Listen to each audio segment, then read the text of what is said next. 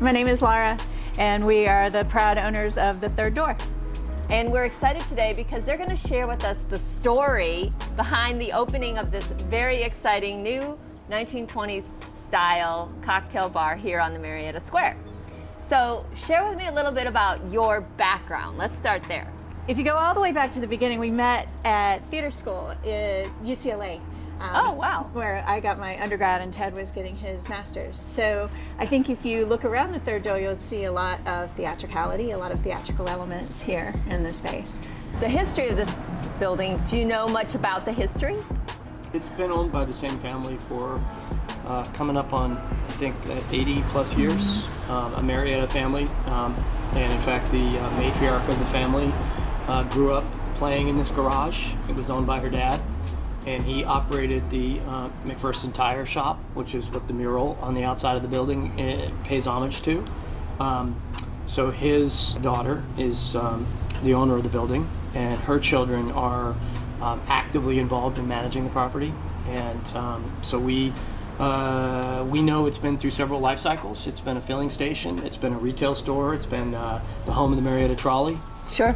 It's gone through a number of different uses over the years. We're the first people to try to do this, and it took a fair amount of effort. So our big vision was to, start to bring a little energy to this side of the square.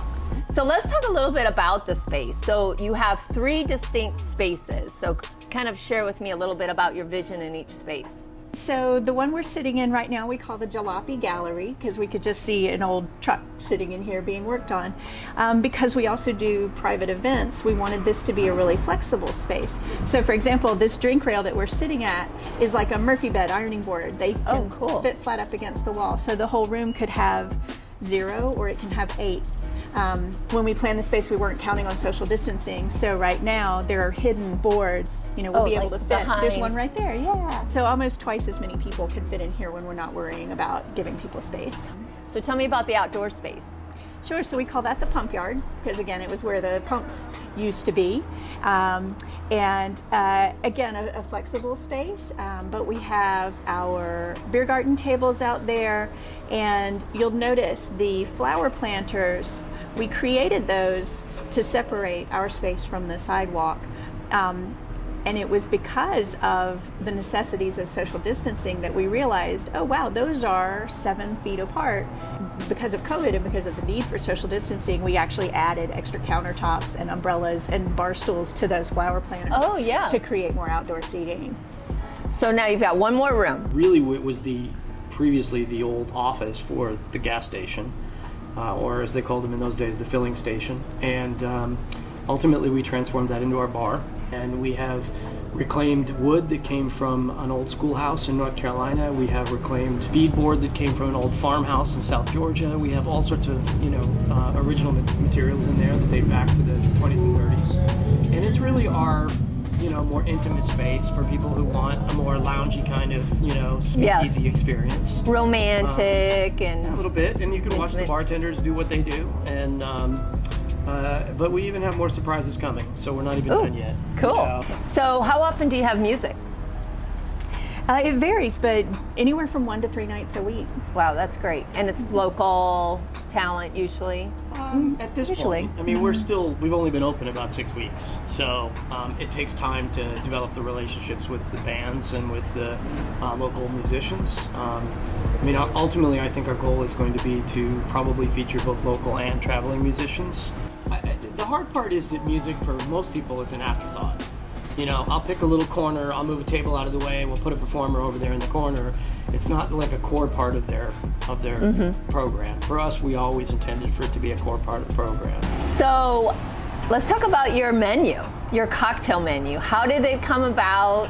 What are some of your favorite drinks? Share a little bit about that. Sure. So to help us get the ball rolling, we hired a consultant who has a company called Poor Taste, as in poor taste, John Yeager out of Nashville. And he helped us come up with some signature drinks and some of our takes on the classics that really harken back to Prohibition, back when they were using really poor quality alcohol and needing to dress it up. Now we use very high quality alcohol. So kind of getting back to some of those originals. My favorite drinks on our menu, one is a gate crasher, and it's a rye drink with pepper and a little tiny dash of scotch with it, so it's got a little smokiness to it. It's a really strange and wonderful drink. Sounds unique. Sounds really fun.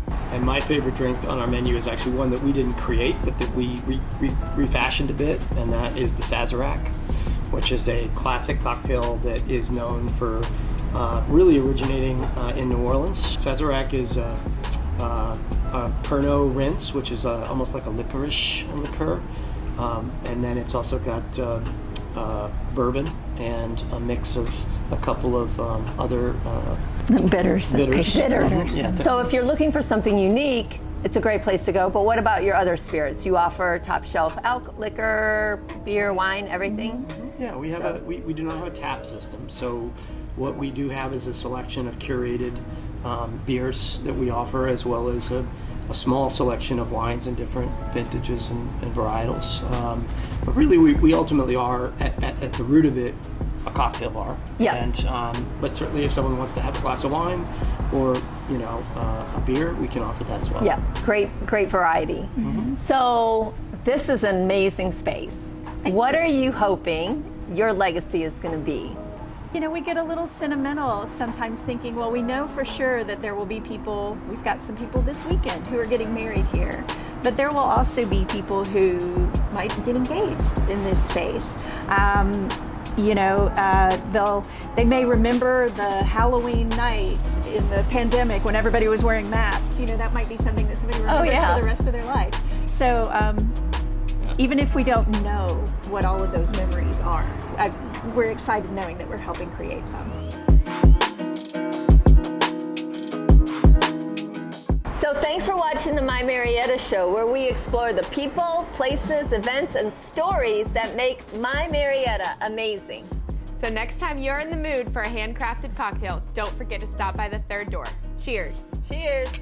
So if you enjoyed this video, I picked out this video just for you. And if you'd like to get more information about the Marietta housing market, check out my Coffee with Connie video series. And last but not least, you'll never miss another My Marietta if you subscribe by clicking right here.